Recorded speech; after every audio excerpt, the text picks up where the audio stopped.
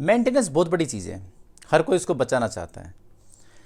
आप अपनी सैलरी को 50% दिखा करके भी मेंटेनेंस बचा सकते हैं। यानी कि अगर आपकी सैलरी 2 लाख रुपीज़ है तो आप कोर्ट में शो करें कि मेरी 1 लाख रुपीज़ है, आपके अकाउंट में भी 1 लाख रुपीज़ ही आएंगे, और इस तरह से आप 1 लाख रुपीज़ दिखाकर 1 लाख रुपीज़ पर मेंटेनेंस बनवाकर अपना मेंटेनेंस बचा सकते हैं। नमस्कार दोस्तों, मैं हूं एडवोकेट धीरज कुमार, आपका स्वागत करता हूं आज की वीडियो में। दोस्तों, हर कोई सोचता है कि किसी न किसी तरह मेंटेनेंस बचाया जाए, चाहे पति हो चाहे पत्नी हो, सबकी कोशिश रहती है। मेंटेनेंस बचाने के दो तरीके हैं। एक तो नॉर्मल आप सभी जानते हैं, पीएफ अकाउंट, प्रोविडेंट फंड। आप सैलरी पर्सन हैं, आपकी सैलरी आती है तो आप उसमें पैसा जमा करवा करके पहले से कटवा करके कोर्ट के अंदर शो करते हैं मेरी सैलरी तो इतनी आती है। तो इस तरह से भी पैसा बचाया जा सकता है। लेकिन जो मेन चीज़ है वो है कि जो आजकल एक नया रूल आया हुआ है, कंपनियों ने बनाया हुआ है कि आप अपनी 50% सैलरी अपने पेरेंट्स के अकाउंट में ले सकते हैं। मतलब सपोज कीजिए आपकी अगर सैलरी 2 लाख रुपीज़ है तो आप इसमें से 1 लाख रुपीज़ अपने पेरेंट्स के अकाउंट में ले सकते हैं। हालांकि सभी कंपनियां ऐसा नहीं कर रही है, कुछ कंपनियां ऐसा कर रही है, लेकिन आप अपनी कंपनी को अगर अप्रोच करेंगे तो वो आपके लिए ये रूल बना देगी, ऐसा कर देगी। ये चीज़ बनाई गई है टैक्स सेविंग के लिए। अगर आप कोई बिजनेस करते हैं, आपके पास पैसा आता है, तो नॉर्मली आपने देखा होगा कि लोग दिखाते भी अपने पेरेंट्स को रेंट दे रहा हूँ या उनको सैलरी पर रखा हुआ है, तो इस तरह से अपनी टैक्स सेविंग कर लेते हैं। लेकिन जो सैलरीड पर्सन होता है वो कैसे सेविंग करें? उसके तो अकाउंट में पैसा आता ही आता है, और जितना पैसा आता है सारा उस आदमी की इनकम ही समझी जाती है। अब कोई बाहर जाकर रह रहा है, कोई काम कर रहा है, तो फिर उसको रेंट भी देना होता है, भाई खाने पीने का भी खर्चा ज़्यादा बढ़ जाता है, तो उसको कैसे काउंट किया जाए?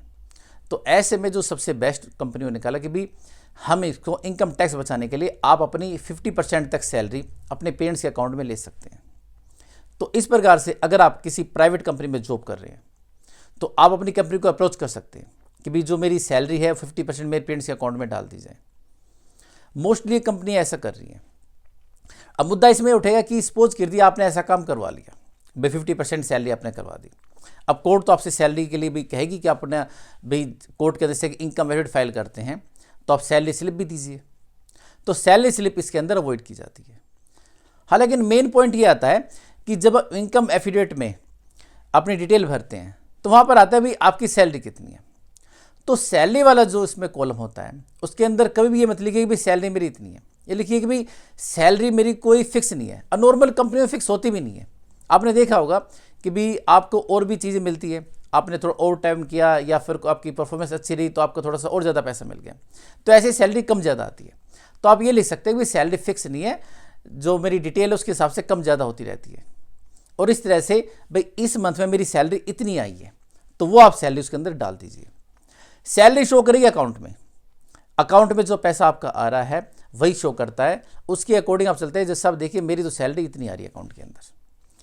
अब अगर कहीं सपोज कीजिए आपकी वाइफ को पता चल गया कि भाई आपका HDFC में या इस बैंक में पर्टिकुलर में आपका अकाउंट है और सैलरी वहीं आ रही है, तो आप क्या कर सकते हैं? भाई जो पुरानी सैलरी आ रही है उसके लिए आप उसी बैंक में नया अकाउंट खुलवाइए, पुराने वाले अकाउंट को क्लोज करवा दीजिए।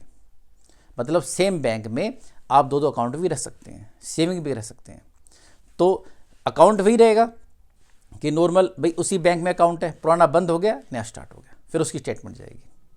अगर किसी को पता नहीं है तो फिर आप अपना बैंक भी चेंज कर सकते हैं।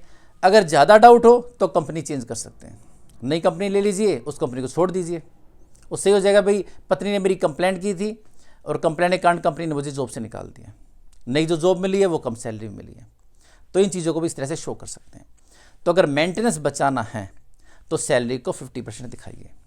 आप अपनी कंपनी के पास जाइए, उसको अप्रोच कीजिए कि टैक्स सेविंग के लिए ये रूल है, आप ऐसा कर सकते हैं, और कंपनी ऐसा कर भी रही है। तो जब आप अपनी कंपनी के बड़े अफसर के पास जाते हैं, ऑफिसर के पास जाते हैं, उससे कहते हैं, अप्रोच करते हैं, तो आपकी बात मानकर वे ऐसा रूल बना देंगे और कर भी देंगे। मोस्टली लोग ऐसे ही कर रहे हैं। अगर आप हस्बैंड वाइफ हैं, अगर आपका कोई केस चल रहा है और कहीं पर अगर आपका स्पाउस अपनी सैलरी स्लिप शो नहीं कर रहा है, सिर्फ अकाउंट स्टेटमेंट दे रहा है, कर ये कह रहा है कि देखिए मेरी तो सैलरी इतनी आती है, तो समझ लीजिए उन्होंने भी कहीं ना कहीं ये चीज़ की हुई है। तो अब अगर कोई अपनी इनकम छुपाता है तो आप कोर्ट के थ्रू उसकी कंपनी को अप्रोच कर सकते हैं, तो ये इसका तोड़ है। अगर कोई इस तरह से शो कर रहा है तो आप उसको जान सकते हैं और साथ में खुद भी शो करके अपना मेंटेनेंस बचा सकते हैं। इसके अलावा जो PF अकाउंट होता है, प्रोविडेंट फंड होता है, उसमें भी अपनी सैलरी आप कटवा सकते हैं। तो ये तरीके हैं मेंटेनेंस बचाने के। आजकल ये नई चीज़ चल रही है, नई टैक्टिस चल रही है, जिसके थ्रू लोग मेंटेनेंस बचा भी रहे हैं और उसको पकड़ने का तरीका भी यही है। तो दोस्तों आशा करता हूँ आज की वीडियो को पसंद आएगी। अगर आप मुझसे कॉन्टैक्ट करना चाहते हैं तो नीचे दिए मेरे नंबर 9278134222 पर कॉन्टैक्ट कर सकते हैं, व्हाट्सअप कर सकते हैं, और साथ में अगर मीटिंग करना चाहते हैं तो सुप्रीम कोर्ट या द्वारा कोर्ट में आकर मीटिंग भी कर सकते हैं। तो मिलते हैं एक नई वीडियो में नई जानकारी के साथ, तब तक के लिए नमस्कार।